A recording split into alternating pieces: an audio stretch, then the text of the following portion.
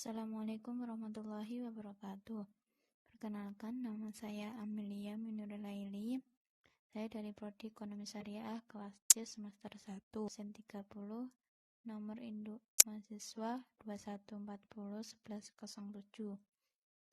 Di sini saya akan menjelaskan mengenai ijtihad, ittiba, taklid, dan talfiq.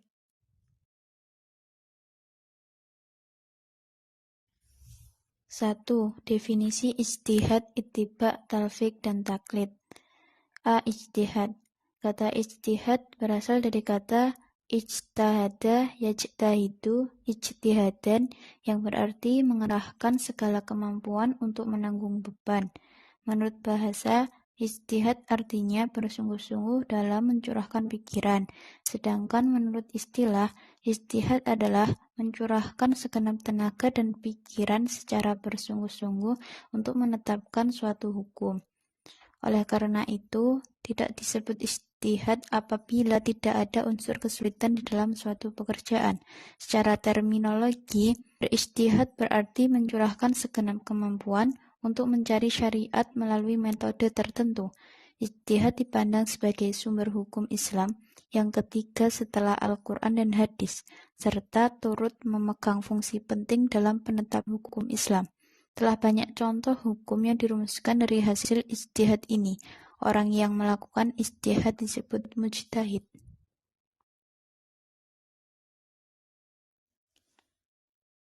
B.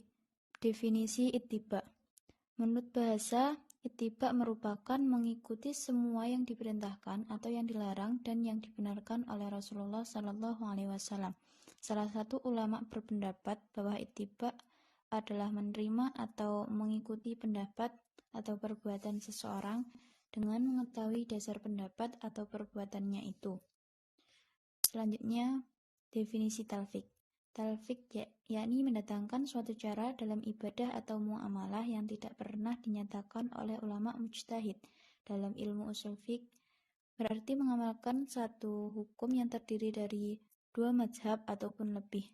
Maksudnya adalah seperti seseorang mengikuti pendapat Imam Syafi'i dalam masalah iddah wanita yang ditalak, karena alasannya lebih kuat dari mazhab lain umpamanya.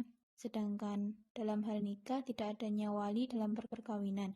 Ia mengikuti pendapat Imam Hanafi karena merasa alasannya lebih kuat. Yang demikian dinamakan talfiq dalam masalah berlainan. Di samping itu juga termasuk kategori talfiq. Seseorang bertalfiq dalam satu masalah seperti dalam masalah wudhu. Seseorang yang tidak melafadzkan niat karena mengikuti Imam Hanafi, tapi dalam hal mengusap kepala ketika wudhu cukup sebagian kepala saja karena mengikuti Imam Syafi'i. Selanjutnya, definisi taklid. Kata taklid berasal dari bahasa Arab, yakni kata kerja qallada yuqallidu ya taklidan yang artinya meniru seseorang dan sejenisnya. Adapun taklid yang dimaksud dalam istilah ilmu usul fiqh adalah menerima perkataan orang lain yang berkata, dan kamu tidak mengetahui alasannya itu. Ada juga perkataan orang lain yang tidak ada alasannya. Selain definisi tersebut, masih banyak lagi definisi yang diberikan oleh para ulama yang kesemuanya tidak jauh berbeda dengan definisi di atas. Dari semua itu dapat disimpulkan bahwa taklid adalah menerima atau mengambil perkataan orang lain yang tidak berdasarkan dari Al-Quran, hadis, ijma', dan qiyas.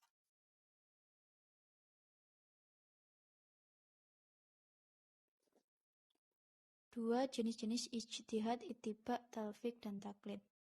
Satu jenis ijtihad. Jenis ijtihad diantaranya adalah ijma'. Ijma' yaitu kesepakatan para ulama untuk menetapkan hukum agama berdasarkan Al-Quran dan hadis dalam perkara yang terjadi. Dari hasil ijma' yaitu berupa fatwa atau keputusan yang diambil secara bersama oleh para ulama dan ahli agama yang memiliki wewenang untuk diikuti oleh seluruh umat.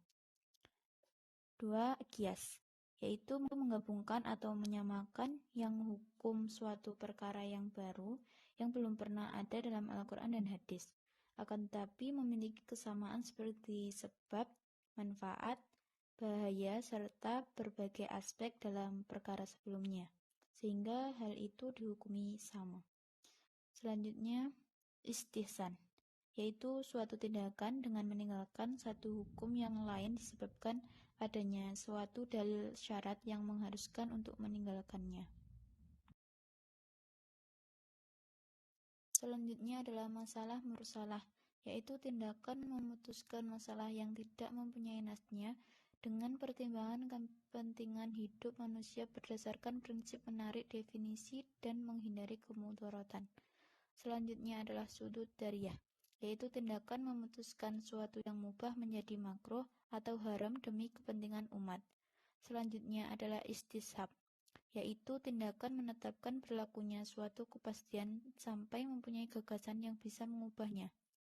Selanjutnya adalah urf, yaitu tindakan menentukan masih bolehnya suatu adat istiadat dan adat masyarakat setempat selama kegiatan tersebut tidak bertentangan dengan aturan-aturan prinsip dalam Al-Quran dan hadis. 2. Jenis-jenis ittiba. Jenis-jenis ittiba antara lain: 1. Ittiba kepada Allah dan Rasul-Nya. Ulama sepakat bahwa seluruh kaum muslimin wajib mengikuti segala perintah Allah Subhanahu wa taala dan menjauhi larangannya. 2. Ittiba kepada selain Allah dan Rasul-Nya. Ulama berbeda pendapat tentang ittiba kepada ulama atau para mujtahid. Imam Ahmad bin Hanbal menyatakan bahwa ittiba itu hanya dibolehkan kepada Allah Subhanahu wa taala dan Rasul-Nya dan para sahabatnya saja, tidak boleh kepada yang lain. 3. Jenis-jenis talfik. 1.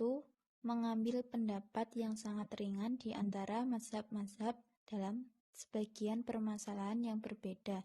Contoh, berwudu turut Hanafi serta sholat turut Maliki. Bagi ulama-ulama talfik semacam ini dibenarkan, sebab ia mengamalkan komentar yang berbeda dalam dua permasalahan yang berbeda. Talfik semacam ini dibenarkan dalam bidang ibadah serta muamalat selaku keringanan serta rahmat Allah terhadap umat manusia. 2. Mengambil pendapat yang sangat ringan di antara mazhab-mazhab dalam satu permasalahan. Talfik semacam ini tidak dibenarkan. Contoh, Ali menikah tanpa memakai wali turut Hanafi. Ia pula tidak menyertakan dua saksi menjajaki Imam Maliki. 4. Jenis-jenis taklid. 1. Taklid yang umum. Seseorang berpegang pada suatu mazhab tertentu yang ia mengambil ruksoh-ruksohnya dan azimah-azimahnya dalam semua urusan agamanya, dan para ulama telah berbeda pendapat dalam masalah ini. Di antara mereka ada yang berpendapat wajibnya hal tersebut dikarenakan menurut mereka orang-orang mutaakhirin memiliki uzur atau tidak mampu untuk berijtihad. Di antara mereka ada yang berpendapat haramnya hal tersebut karena apa yang ada padanya dari keharusan yang mutlak dalam mengikuti orang selain Nabi Muhammad SAW. 2. Taklid yang khusus. Seseorang mengambil pendapat tertentu dalam kasus tertentu, maka ini boleh jika ia lemah atau tidak mampu untuk mengetahui yang benar melalui ijtihad, baik ia lemah secara hakiki atau ia mampu tapi dengan kesulitan yang sangat. 3. Hukum ijtihad, ittiba, talfik, dan taklid. A. Ijtihad. Bagi orang yang sudah memiliki kemampuan dalam berijtihad, maka berijtihad itu hukumnya wajib dikarenakan jumlahnya hukum Allah itu terbatas. Sedangkan permasalahan dalam kehidupan ini bermacam-macam dan berkembang, maka perlu yang namanya ijtihad. Dalil yang mewajibkan ijtihad yaitu Quran Surat An-Nisa ayat 59 yang berbunyi, Ya ayyuhalladzina amanu athi'ullaha wa athi'ur rasula wa ulil amri minkum fa in tanaza'tum fi syai'in farudduhu ilallahi war rasuli in kuntum tu'minuna billahi wal yaumil akhir dzalika khairu wa ahsanu ta'wilan. yang artinya, wahai orang-orang yang beriman, taatilah Allah dan taatilah Rasul Muhammad dan ulil amri atau pemegang kekuasaan di antara kamu. Kemudian jika kamu berbeda pendapat tentang sesuatu, maka kembalikanlah kepada Allah Al-Quran dan Rasul sunnahnya. Jika kamu beriman kepada Allah dan hari kemudian, yang demikian itu lebih utama bagimu dan lebih baik akibatnya.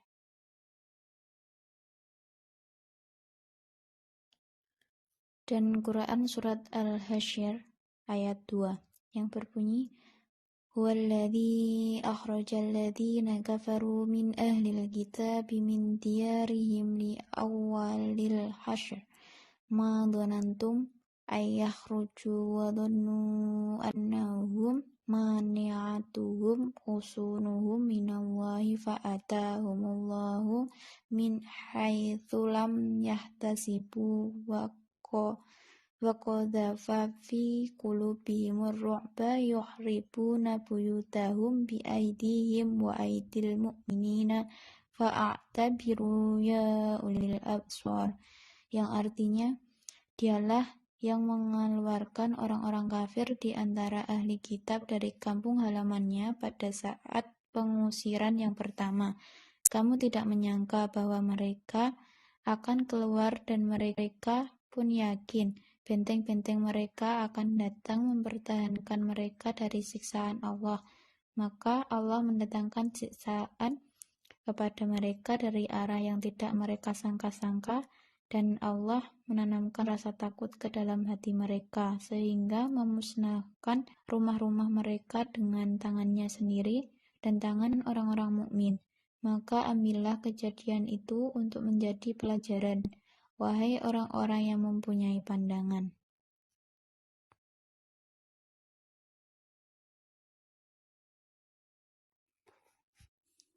Hukum ijtihad untuk mujtahid tergantung keadaan tertentu, karena kedudukannya sebagai seorang faqih, pendapatnya diikuti dan diamalkan orang lain.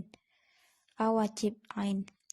Seseorang akan dihukumi wajib ain dalam melakukan ijtihad apabila satu-satunya seorang faqih yang mampu melakukan ijtihad pada waktu itu, dan apabila dia tidak mau melakukan, dikhawatirkan suatu permasalahan itu lepas dari hukum. B. Wajib kifayah. Seseorang akan dihukumi wajib kifayah dalam melakukan ijtihad apabila di lingkungan tersebut dan pada waktu itu ada beberapa orang yang mampu berijtihad. C. Sunnah. Seseorang akan dihukumi sunnah dalam berijtihad apabila permasalahan yang diajukan oleh masyarakat belum terjadi dan dikhawatirkan akan terjadi di kemudian hari. D. Haram. Seseorang akan dihukumi haram dalam berijtihad apabila hukum itu sudah ditetapkan dengan jelas dan sudah berlaku, dan dia tidak memiliki ilmu tentang ijtihad. Mubah. Seseorang akan dihukumi mubah apabila sudah ada hukum namun sandaran hukumnya lemah. Selanjutnya, hukum ittiba.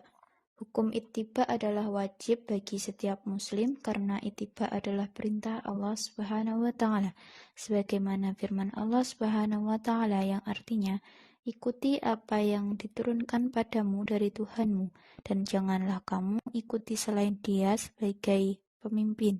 Sedikit sekali kamu mengambil pelajaran. Quran surat Al-A'raf.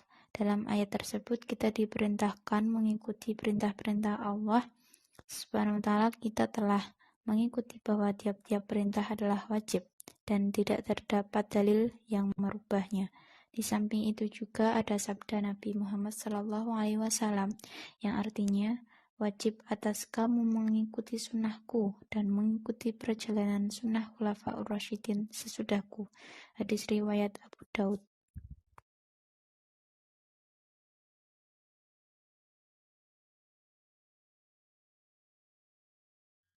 Selanjutnya adalah hukum talfik. Masalah talfik hingga sekarang masih sering menjadi perbincangan, terutama bagi mazhab yang memperbolehkan seseorang untuk bertalfik. Meskipun demikian adanya, para mujtahid menganjurkan agar kita bisa menghindari taklid tapi menjalankan ittiba. Dan ketika seseorang sudah berittiba, Tidak menutup kemungkinan dia akan bertalfik, dan hukum yang demikian ini boleh menurut beberapa mazhab. Adapun lebih jelasnya mengenai perbedaan hukum daripada talfik adalah sebagai berikut. 1. Hukum talfik adalah tidak boleh. Artinya seseorang itu tidak boleh berpindah mazhab dalam suatu masalah yang sama ataupun berbeda. Mazhab yang berpendapat demikian adalah mazhab Syafi'i. 2. Sedangkan mazhab Hanafi memiliki pendapat yang lebih ringan dari Syafi'i, yaitu memperbolehkan bertalfik dalam masalah yang berbeda. Misal hal-hal yang membatalkan wudhu mengikuti mazhab tertentu, dan masalah tentang masa iddah wanita yang ditalak mengikuti mazhab tertentu. 3. Ada juga yang berpendapat jika bertalfik itu boleh, jika dimaksudkan untuk menghindari kesulitan ajaran agama yang dianutnya, atau dalam hal berjuang untuk kemaslahatan umum juga diperbolehkan untuk bertalfik. 4. Dan hukum bertalfik juga bisa menjadi haram apabila seseorang itu melakukannya atas dasar ingin melecehkan agama. Selanjutnya adalah hukum taklid. Para ulama membagi hukum taklid menjadi 3, yaitu 1. Haram, yaitu taklid kepada adat istiadat yang bertentangan dengan Al-Quran dan Sunnah. Taklid kepada seseorang yang tidak diketahui kemampuannya atau alasannya, dan taklid kepada pendapat seseorang, sedangkan ia mengetahui bahwa pendapat orang itu salah. 2. Boleh, yaitu taklid kepada mujtahid, dengan syarat bahwa yang bersangkutan selalu berusaha menyelidiki kebenaran masalah-masalah yang diikuti, dengan kata lain bahwa taklid seperti ini sifatnya hanya sementara. 3. Wajib, yaitu taklid kepada orang yang perkataan, perbuatan, ketetapannya dijadikan hujjah, yaitu Rasulullah SAW.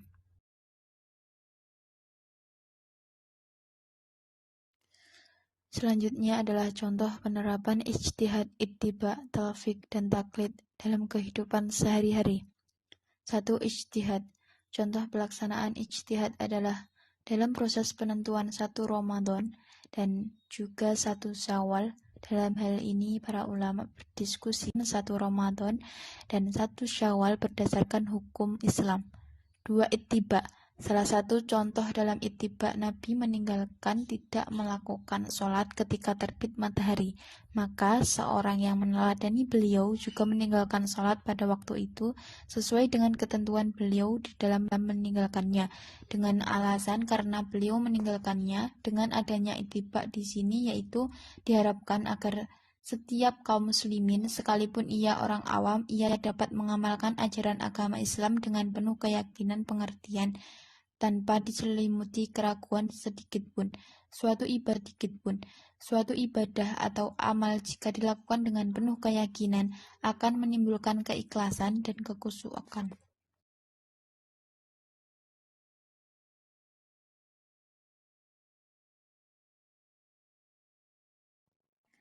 Tiga, talfik. Contoh talfik yaitu dapat dikemukakan sebagai berikut. Ketika berwudu, khususnya saat menyapu kepala, seorang mengikuti tata cara yang dikemukakan oleh Imam Asy-Syafi'i. Beliau berpendapat bahwa dalam berwudu seorang cukup menyapu sebagian kepala yang batas minimalnya 3 helai rambut. Setelah berwudu, orang tersebut bersentuhan kulit dengan seorang perempuan yang bukan mahramnya. Sedangkan menurut Asy-Syafi'i, persentuhan kulit laki-laki dengan perempuan ajnabi, perempuan yang halal dinikahi tanpa hijab, membatalkan wudhu. Namun dalam persentuhan kulit setelah berwudhu, orang tersebut mengambil pendapat Imam Abu Hanifah dan meninggalkan pendapat Asy-Syafi'i.